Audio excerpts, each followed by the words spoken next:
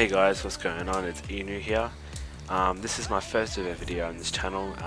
Let's give you a quick introduction of who I am. Now, I'm a Frost DK. I play on the realm Frostmon. I used to be Alliance, but I recently transferred to Horde to join the 25-man guild. So that's mainly everything you need to know, really. So yeah, I want to get into the guide. So this guide's just going to be a Frost DK PvE guide for 4.3. So it's going to cover basically everything you need to know about PvE DPS as a Frost DK. Now I'm going to upload this in two parts. So the first part is going to be gemming, chaining and reforging, just like general kind of stats, and the second part of the tutorial is going to be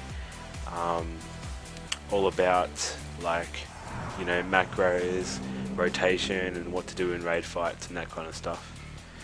So without further ado, let's get into the first part of the tutorial.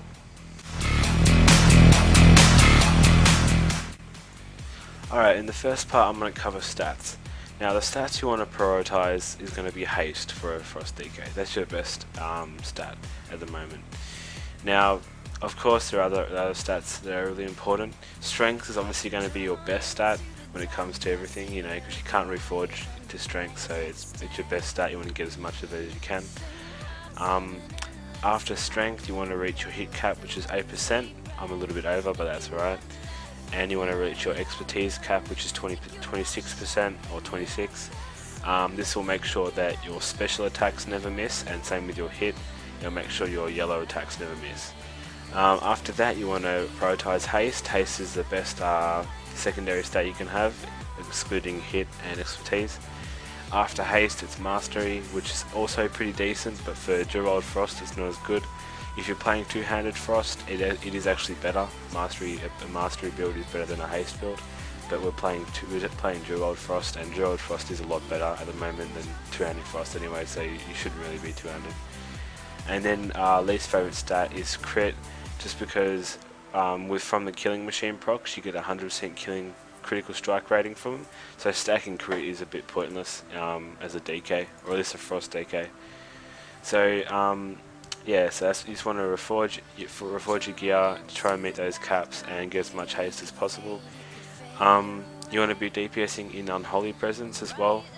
That's a few people will tell you Frost is better, but Unholy is no doubt way better. I tried both, and when I went to Unholy Presence, it was so much more of an improvement than Frost. The best way to reforge your gear, I found, is use this website called WoW Reforge, and all you do is you go in there, you put in your character name, and it optimizes your stats just with one click of a button, and it tells you individually which piece of gear you need to reforge and to what stat. So it's really, really good. I'll put a link to that in the description as well. So let's get on to gemming.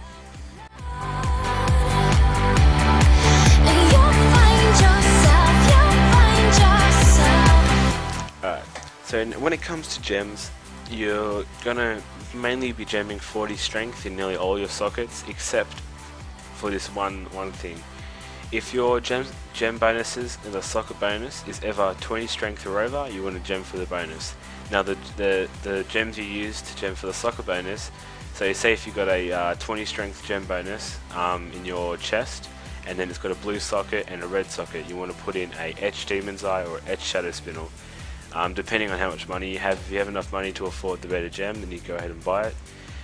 If it's a yellow socket or a orange socket, whatever it's called, you want to go ahead and gem a Fierce Lava Coral or a Fierce Ember Topaz. Once again, if you have the money for the new gems, then go ahead and buy them.